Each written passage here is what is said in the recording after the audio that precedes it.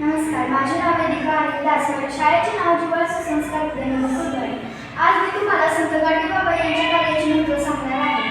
गोपाळा गोपाळा देवकी नंदन गोपाळा हे भजन ऐकताच आपल्याला हे आठवतात ते म्हणजे संत गाडगेबाबा. संत गाडगेबाबा यांचा जन्म 23 फेब्रुवारी 1876 रोजी अमरावती जिल्ह्यातील शेनगाव येथे झाला. त्यांच्या वडिलांचे नाव झिंगराजी व त्यांच्या आईचे नाव सखुबाई असे होते. त्यांची आई त्यांना प्रेमाने डेबू असे म्हणत असत. त्यांचे पूर्ण नाव देवजी झिंगराजी जाणेकर असे होते. त्यांचे शिक्षण फारसे झाले नव्हते तरी सुद्धा त्यांच्या काळातील लोकांना खूप मोठी शिकवण होती.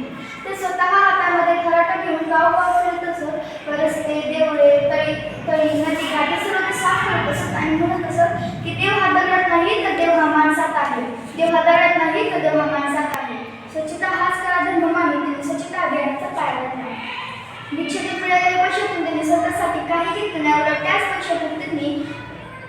पैशातून त्यांनी वसतिगृहे बांधली, संस्था, धर्मशाळा, शाळा बांधली, दारू, चोरी यांसारख्या वस्त्रांपासून त्यांनी लोकांना दूर राहण्याचा आग्रह केला. माणसाने माणसाशी माणसासारखेच वागावे, माणसाने माणसाशी माणसासारखेच वागावे हे असं त्यांचा धर्म होता. गरीब व गरजू लोकांची मदत करणे हे त्यांचे धर्मकार्य होते. त्यांनी अत्यंत साधे जीवन जगले. पैसा, प्रसिद्धी हे त्यांच्या जीवनामध्ये काही महत्त्व नव्हते. संत गाडगेबाबा म्हणत असत की देव हा दगडात नाही तर देव हा माणसात आहे. देव हा दगडात नाही तर देव हा माणसात आहे. आणि तुम्ही माणसाची पूजा करा, देव तुम्हाला आपोआप मिळेल. आणि तुम्ही माणसाची पूजा करा, देव तुम्हाला आपोआप मिळेल. संत गाडगेबाबांनी लोकांना अंधश्रद्धेचा मार्ग सोडून मानवजातीचा मार्ग स्वीकारण्याचा आग्रह केला. त्यांचे हेच विचार आपल्या सर्वांच्या जीवनासाठी खूप प्रेरणादायी आहे. त्यांचे जीवन आपल्याला स्वच्छता व सेवांचे महत्त्व सांगते.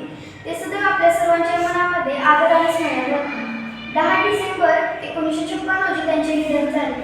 शासनाने त्यांच्या कार्याचा गौरव म्हणून संत गाडगेबाबा ग्राम स्वच्छता अभियान सुरू केले. संत गाडगेबाबांनी कोणताही ग्रंथ लिहिले नाही परंतु त्यांचे पूर्ण आयुष्य हा सर्वात मोठा ग्रंथ आहे.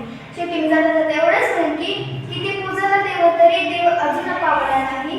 किती पूजला देव तरी देव अजून पावला नाही. कुठे राहतो कोणाचा अजूनही घावला नाही. कुठे राहतो कोणाचा अजूनही घावला नाही.